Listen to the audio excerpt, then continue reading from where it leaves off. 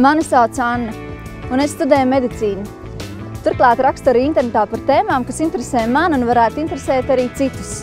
Mans draugs Ivars jau vairāk nekā gadu veiksmīgi strādā celtniecībā Norvēģijā. Taču sākums nebija vienkāršs. Mums palīdzēja arotbiedrības. Šo tēmu smalki izpētīju savā blogā. Es ļoti ceru, ka tas noderēs vēl kādam. Tas nav stāsts tikai par arotbiedrībām, tas ir stāsts par mums.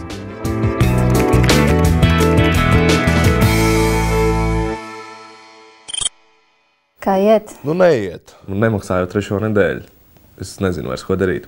Un ko saka? Nē, saka jau tā. Sēdi, kādu dienu tev samaksās. Tu kādam padomu prasīs? Mēs, ar kolēģiem runājām. Kā viens teica, varētu iet arotbiedrībā, bet tu jau pats zini, kā ar mums ir. Jā, es zinu. Kāds jūs esat bariņš? Varbūt es varu kaut kā palīdzēt. Un kā tad tu interesanti man palīdzētu? Piemēram, es šeit Latvijā varētu noskaidrot, kas tā arotbiedrība tāda ir un vai ir jēga tajā stāties iekšā. Un tad tu to visu safilmētu un ielikt savā video blogā, jā? Tieši tā. Klausies, tu jau zini, cik grūti ir atrast labus tematus, vai ne? Un varbūt, ka tas man pat īstenībā varētu palīdzēt. Tas pat būtu ļoti labi.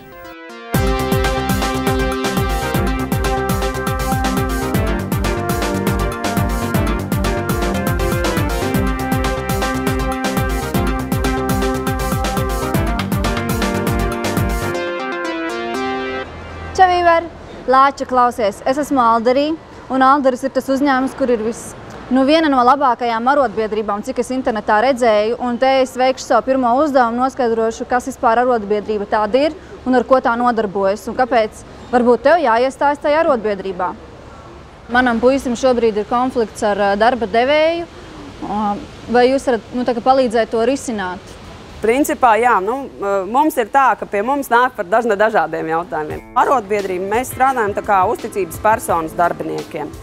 Arotbiedrības vadītāja Inga Ozola man pastāstīja, ka arotbiedrība ir gatava palīdzēt saviem biedriem jau no darbā iestāšanās brīža. Kaut vai pārbaudot darba līgumu un pārliecinoties, ka tajā ir ievērotas strādājošā intereses.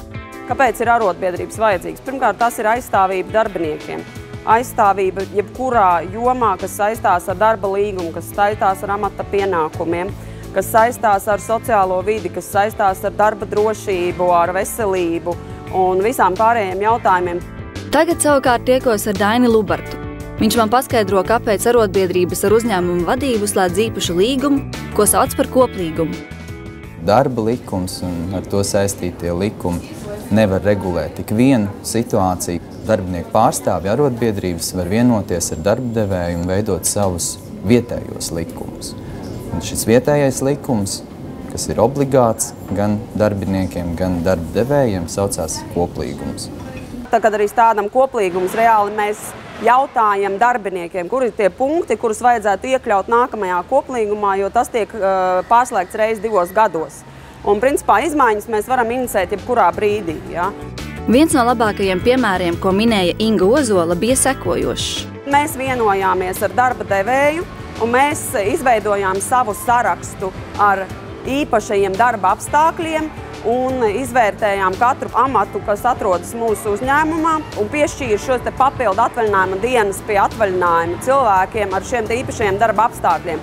Vai arotbiedrības biedriem ir jāmaksā, ka viņi stājas arotbiedrībām? Protams, ir biedra nauda, kas ir klasiski 1% apmērā no darba algas. Šādā veidā relatīvi minimāla maksa, kas ir arotbiedrības biedra naudas maksa, tu iegūst ļoti plašu pakalpojumu klāstu. Tie ir juridiskie pakalpojumi, tā ir aizstāvība.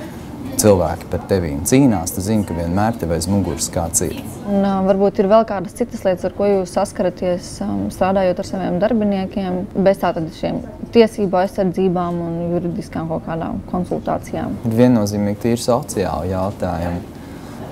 Ja gadās kādas likstas dzīvē vai kāda nelaime ir atgadījusies un cilvēkam ir vajadzīga palīdzība, pat materiāla palīdzība, tad arotbiedrības valde nolēma pēc šī biedra pieprasījuma piešķirt kādu konkrētu naudas summu tieši palīdzībai. Un šo interviju ar Uldi Kopeiku atradu internetā. visu praktiski naudu, ko mēs saņemam kā biedra naudu, mēs tērējam darbinieku materiālai pabalstīšanai. Cenšamies šo pabalstu veidot visaptvarošu un caurspīdīgu, lai cilvēki ar vienādām problēmām, ar vienādiem nosacījumiem, vienādi arī pretendētu uz šiem pabalstiem, viņus saņemtu. Pievērs uzmanību. Izrādās, ka koplīgumā var īpaši tikt uzsvērtas tieši arotbiedrības biedru intereses. Sekojot arotbiedrības statūtiem, arotbiedrības uzdevums ir rūpēties par savu biedru. Es pat atļaušos nocitēt, pamatpienākums ir LV Sada mērķi ir pārstāvēt biedru ekonomiskās, sociālās un profesionālās tiesības un intereses. Līdz ar to, izstrādājot koplīguma grozījumus, es ļoti rūpējos par to, lai būtu uzsvērtas tieši biedru intereses.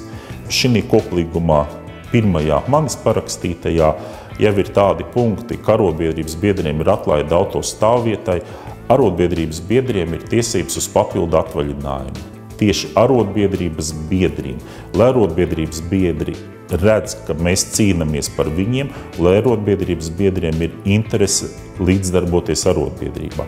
Protams, šie nav vienīgie bonusi. Un tātad kopsavilkums. Arotbiedrības var būt strādājošo uzticības personas tikpat kā jebkurā jautājumā. Risināt konfliktus ar vadību, tā skaitā par neizmaksātu darba samaksu. Sniegt juridiskas konsultācijas. Arotbiedrības var slēgt koplīgumu ar uzņēmumu vadību, kurā strādājošajiem vai tikai biedriem tiek paredzēti dažādi papildus bonusi.